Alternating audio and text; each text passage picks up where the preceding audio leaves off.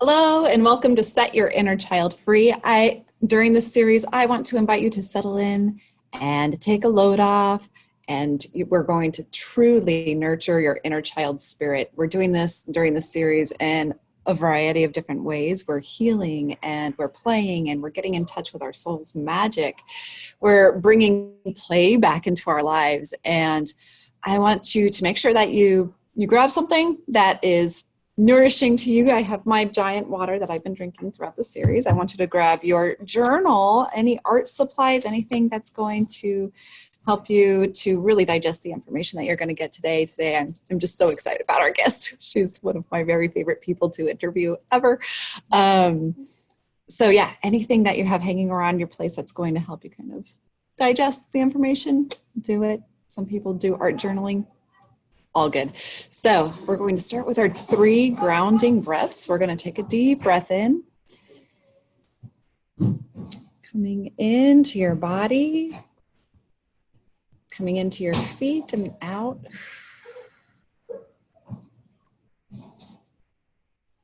Again, take a deep breath in, coming into your chest, into this moment and out.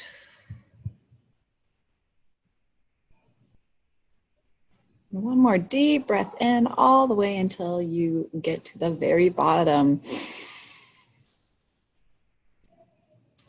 And out, leaving behind anything that is just not serving you right now, leaving behind your day, coming into this moment right here, right now.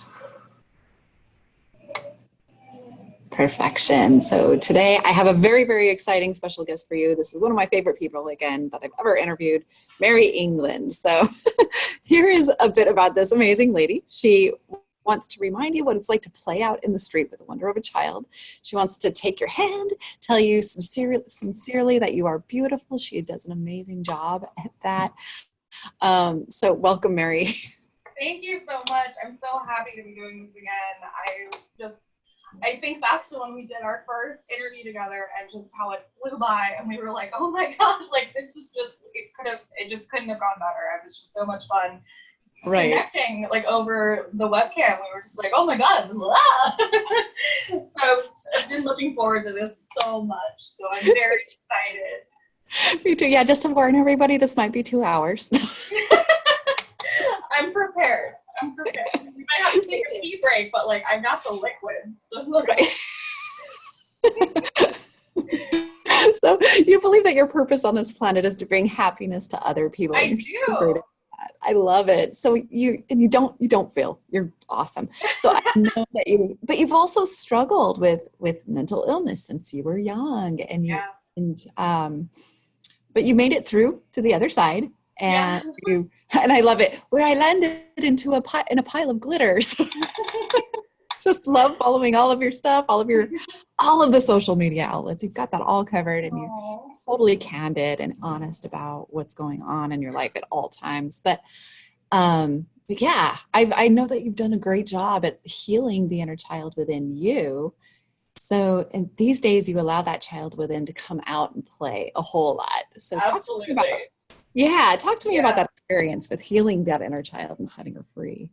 So I think that, like, for me, it has been such a beautiful thing to realize, like, what an adult can be. Like, I think when we thought about what adults were before we were adults, you had this idea that like everyone knew what they were talking about and they had their stuff figured out and everything was just gonna like be like, settled and fine. And we get here and we're like, oh, I'm 30 and nope.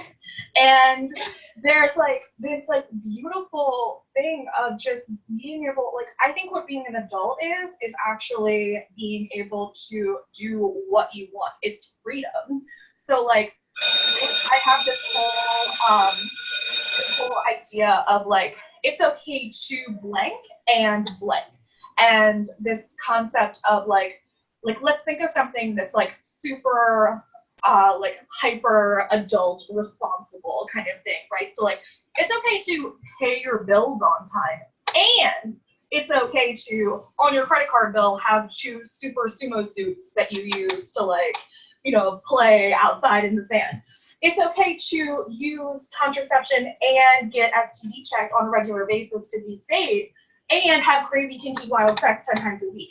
It's okay to know first aid and CPR and know where to get ice cream after midnight everywhere in your city. Like, you can do all of these things and be a functioning adult. Like, just because we're playing doesn't mean that we are less of an adult or less of a valid person. Like, you can pay your taxes and have a ball pit in your basement. I know a person.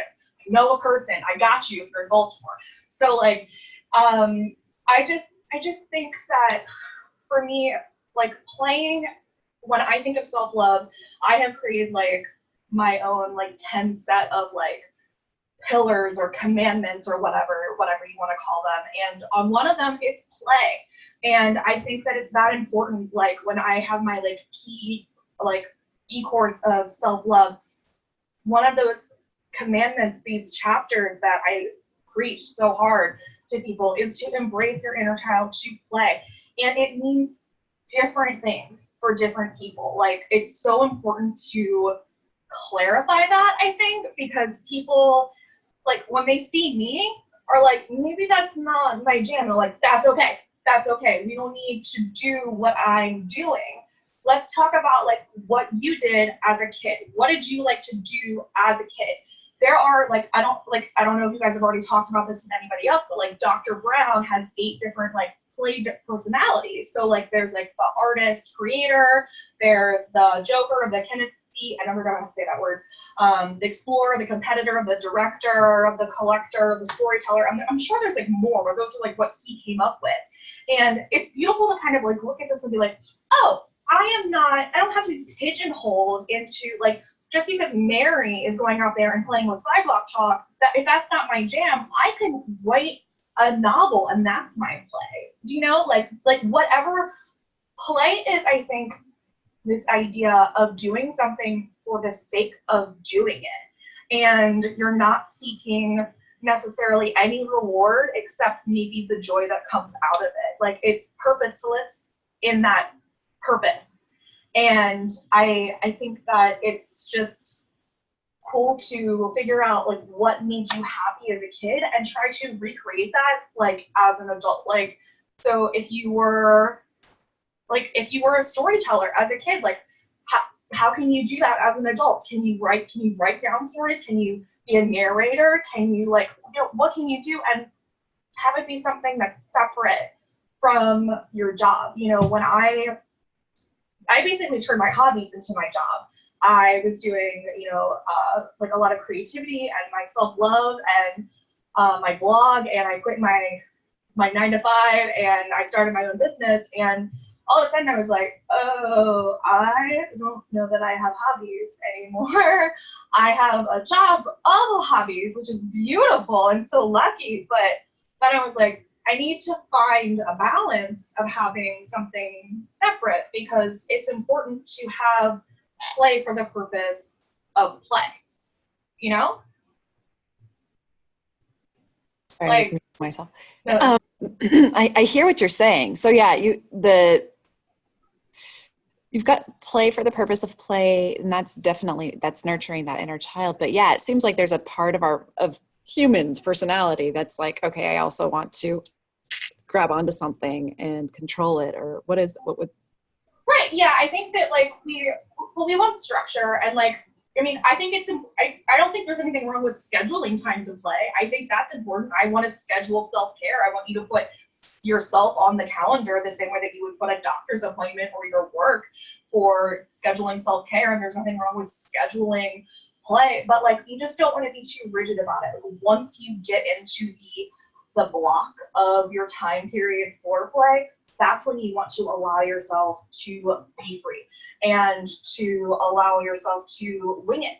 Because like, play comes from this place of, what do I want to do right now? Like, there's like that id part of ourselves, like in psychology, where Like there's something really beautiful about the id, like what I want right now, like and going after that.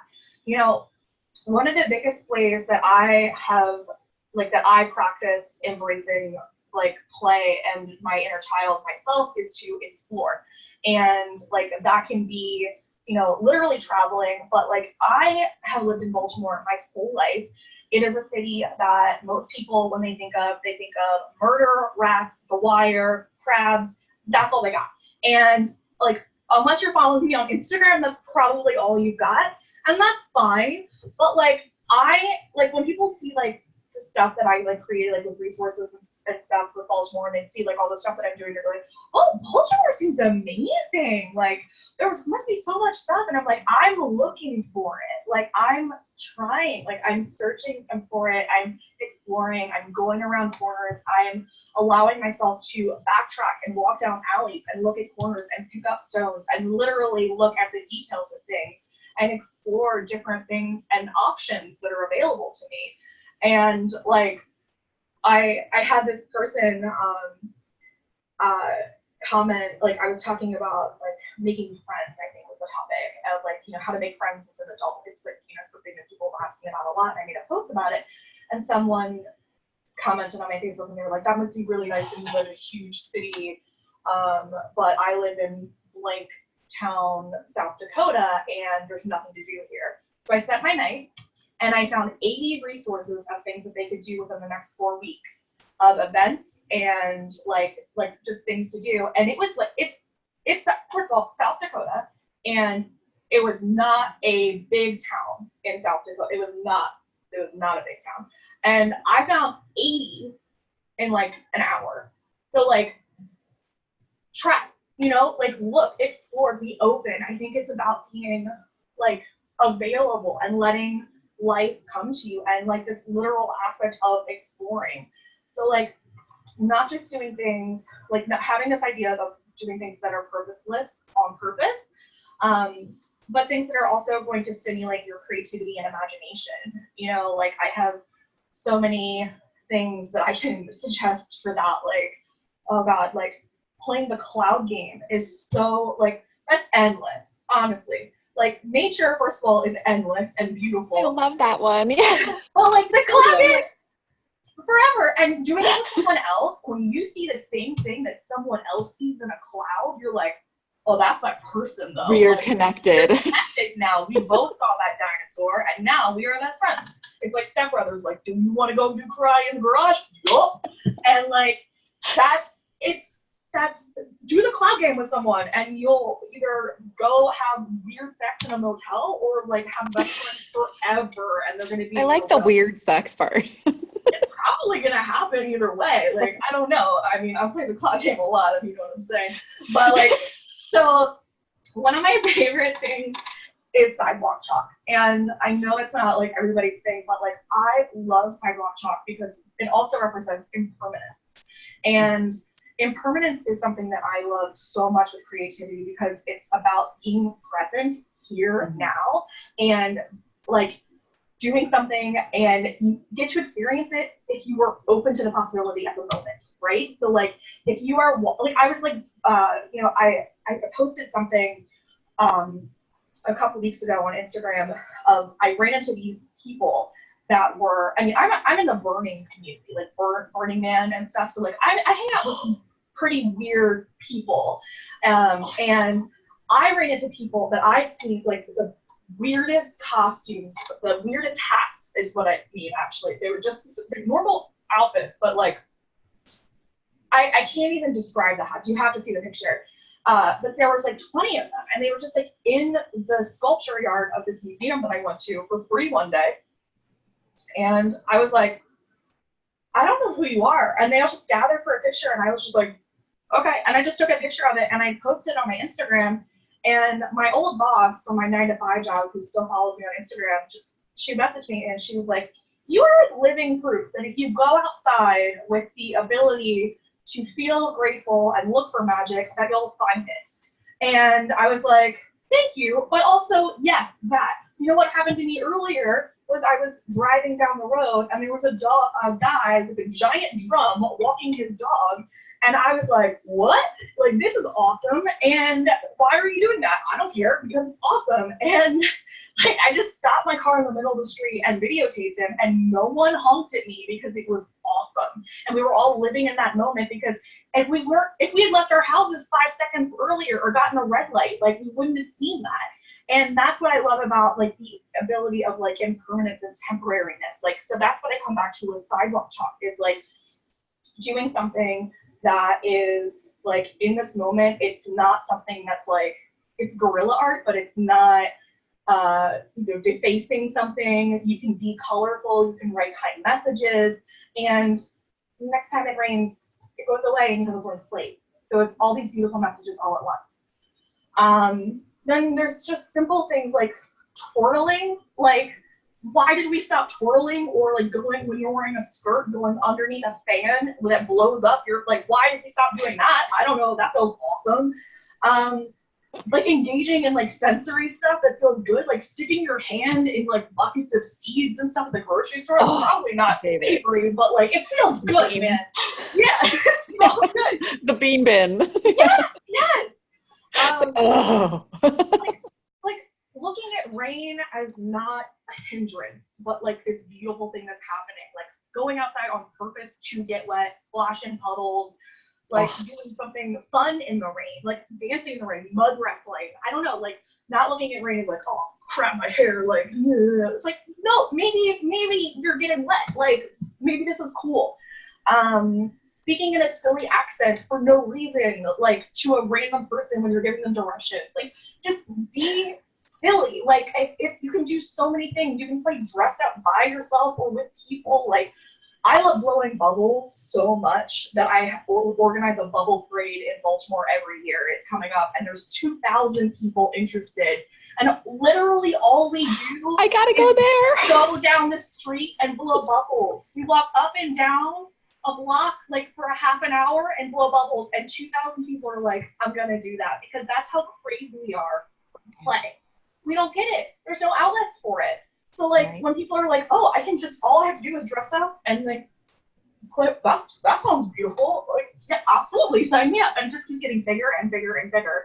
And well, and it's amazing what play can do too. Like people, that's how we learn. Yes. And people forget that. Like even kids, it kills me to see kids just kind of like sitting and medicated and, and I'm like, why are you doing that? They have to play. Like you have to play.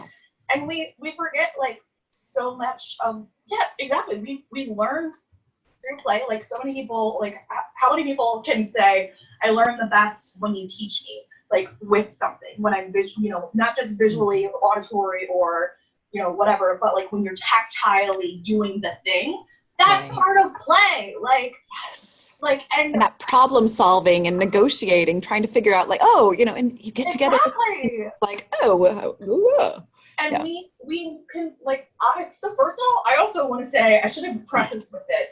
So people get like just distraught when they find out that I don't want children. So like when they see that like I am just like the biggest kid ever and that I don't want kids, like I'm not gonna like go on a tangent, get all political here, but like you can also play without having kids. Like you do not need a child in order to have a permission slip to have fun. So like that needs to be said. Like people are always like, oh, well, you love blah, blah, blah, so you would be a great mom. Like, nope, those are completely separate things. But you also don't need a kid just because, like, you might need one to get into Chuck E. Cheese. Like, let's be real about it. I've tried. It gets a little hard. But other than that, like, I'm pretty sure that you can just go buy toys and just live your life. Like, it's fine. Crash the bouncy castle. And we can also learn so much from kids. Like, I'm not a huge fan of kids. I'm not good with them, really.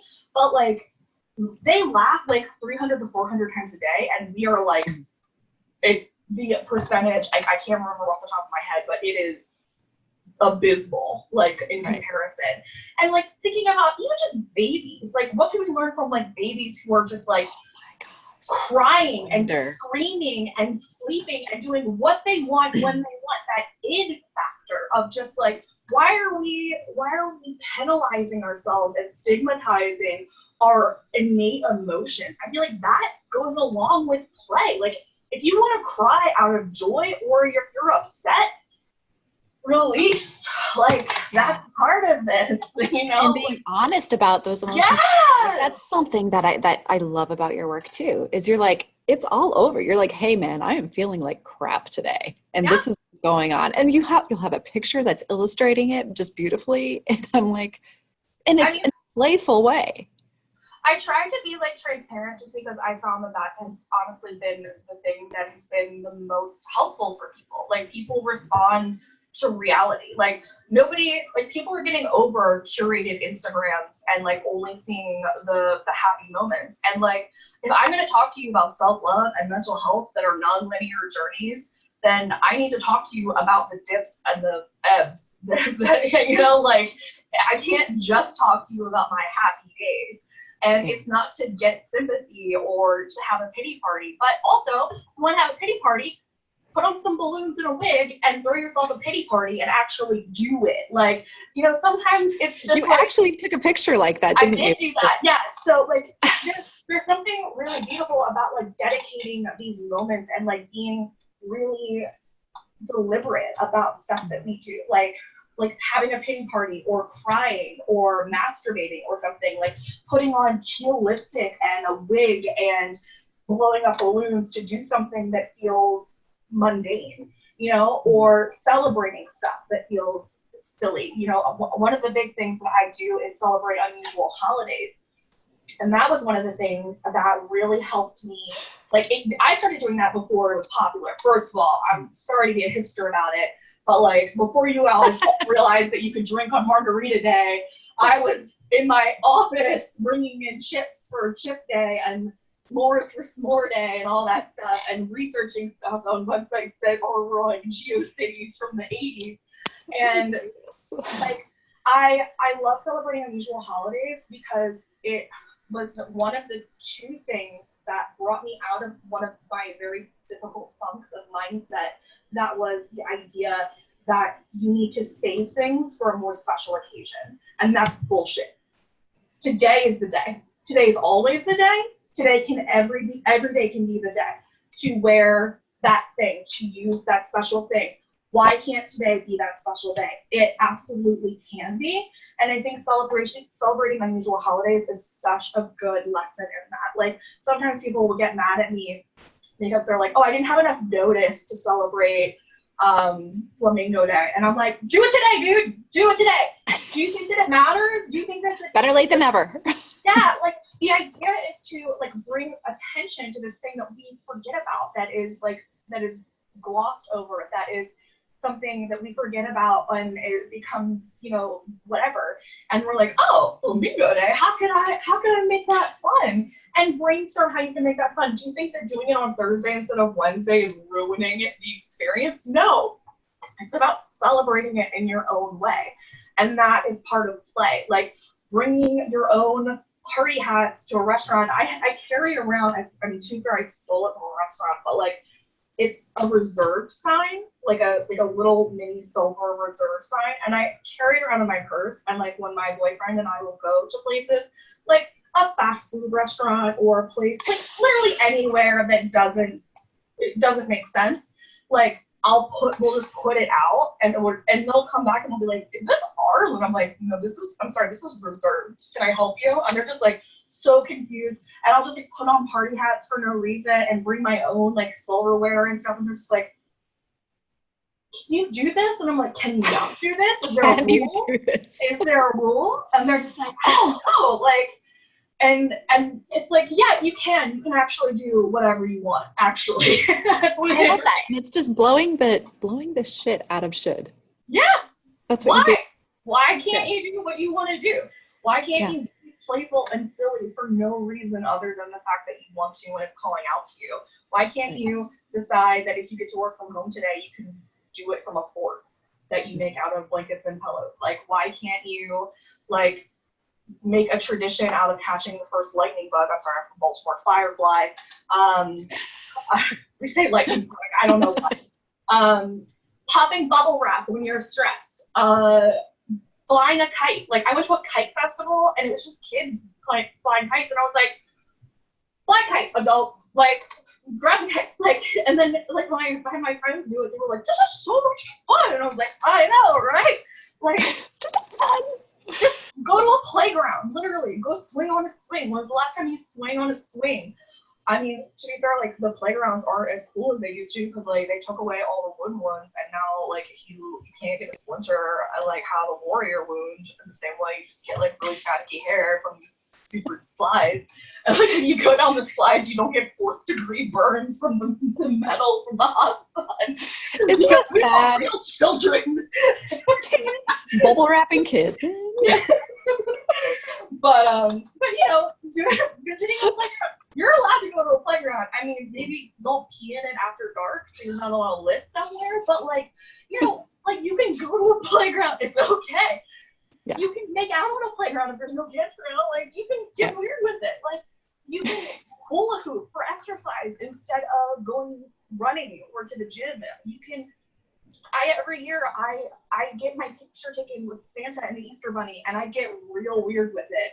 I like get up on the Easter Bunny and I like grind on him, and I'm like, what's going on? And I like do stuff, and I'm like, I always make the people that are doing this because they like shake the rattle, you know, like for the babies to get their attention. I'm like, I want the full treatment, so like if you can get my attention, and like they're like, but you're an adult, you shouldn't be here. And I'm like, don't tell me about how to live my life, man. Please shake the rattle. And I'm like, ah! And like, it's fun. It's fun. And you can just dance. Oh my God, you can just dance. And if you're naked, you get bonus points. And send me a video. Like, I don't know. You know, there's so many things that we can do. Like, that are play that we forget that counts, and it's all real. It's all real. And I don't know, like I also think that we need to stop feeling guilty for these guilty pleasures. I hate the term guilty pleasure. Stop. You like something. Like when people are like, oh my God, like I guess probably my guilty pleasure is like mashed potatoes on the Backstreet Boys. I'm like, oh, you still like something from your childhood and something delicious? Be more interesting. Like, stop. Like, you're allowed to like what you like. Like, just own it. Tell me that you like that, and maybe I'll be like, dude, I like that too, and then we can go do something about it.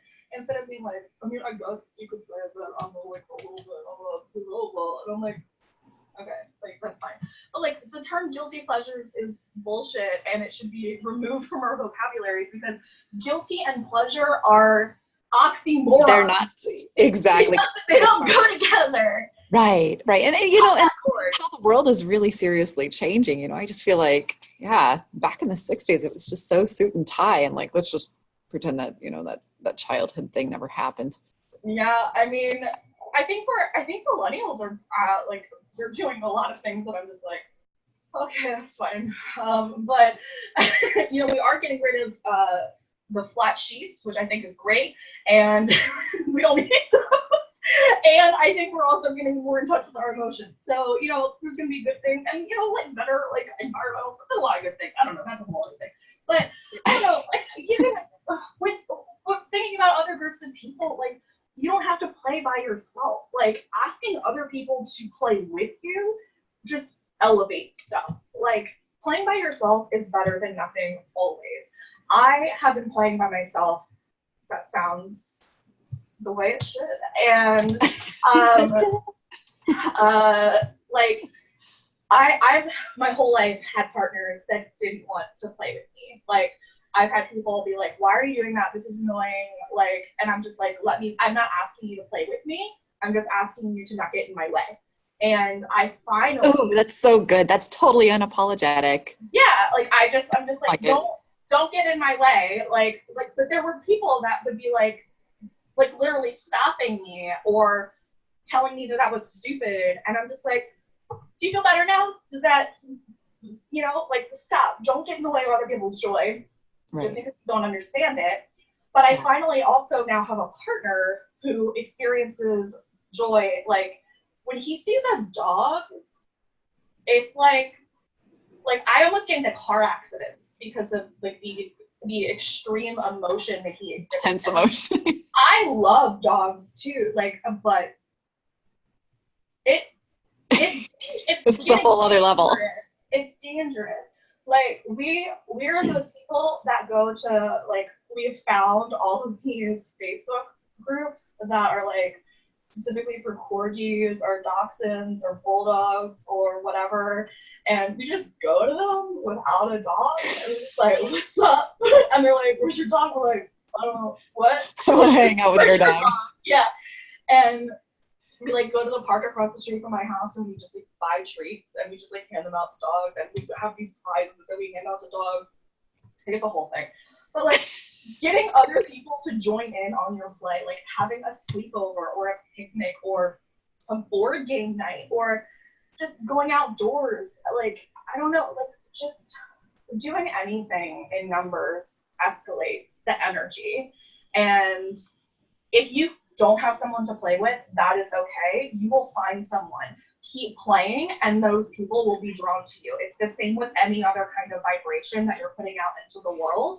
Like, people will come to you. They will literally see you playing outside, and they will come find you. Like, it will happen. It's the same thing online. It's the same thing everywhere. It's the same thing with anything in your life, babe. But like, just because you don't have a partner or a best friend that's interested or willing to try to play because they think that they're too adult, they think they're too above it, they're not willing to explore, that does not mean that you do not need to. That does not mean this is not an important thing that you need to do in your life. And again, you do not need a child to do this.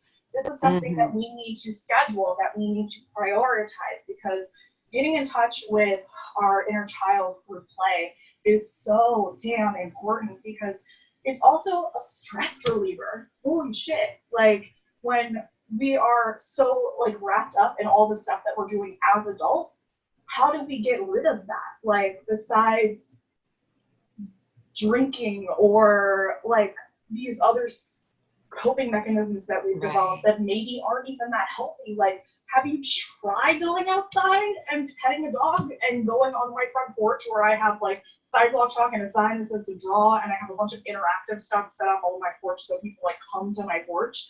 Like, it's weird, and it looks like I'm trying to ward kids and dogs, and I mean, I guess I am, but like, they don't come into my house, it's fine, like, it's all right.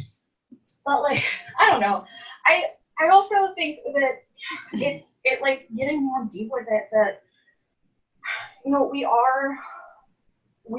have an inner child that, like, look at like a picture of you from 10 years ago, and it feels like another world, right? So thinking about who we were as a child and those memories feels so distant, but that does not mean that they were not extremely important and formative. Like, when you think of a memory from your childhood, you remember it. When the ones you remember, and they are important, and they have shaped you, whether you want to admit it or not. Like, I mean, it's there, and there are different levels of your inner child. There is a 3-year-old version of you, there is a 5-year-old version of you, there is an 8-year-old, a 12-year-old, and they all need to be loved. And there are a lot of introspective things that we can do through self-care to talk and embrace and love our inner child. So, like, literally doing meditations. There are guided ones online. Louise Hay and Abraham Hicks do some amazing ones of talking to your inner child, and also forgiving your inner child for not knowing what was going on, and doing the best that you could with what you had at the time, and writing a letter to your inner child. Like, just thinking about, like, how would my 8-year-old self see me now? How would they be proud of me? What would they be like, really? Like, and is that something that I'm okay with? And if you are okay with that, that's fine. Your life path can change as many times as you want it to. But if you are like, my 12-year-old self would feel like I'm an asshole, maybe that's something that you should journal about. You know, and like and there's a reason for that, you know. Exactly. Yeah, so like, get that out, explore that. Exactly. That's part of all of this. it's part of all of this. Right, right. It's like playing with those emotions. Yeah. Yeah. And forgiving who our baby selves, and knowing that like all we can do now is love them, and that can come out and in all the ways that we're talking about, and nurturing them is loving them, but also getting in touch with them and feeling like we're a little more connected to them in a tangible way, even if it feels silly at first, is important and okay. I love this stuff. Oh my goodness. So did you have an exercise or something that you'd like for us to try? Oh man. Just like, let me go through There's my so brain. many things. All the things.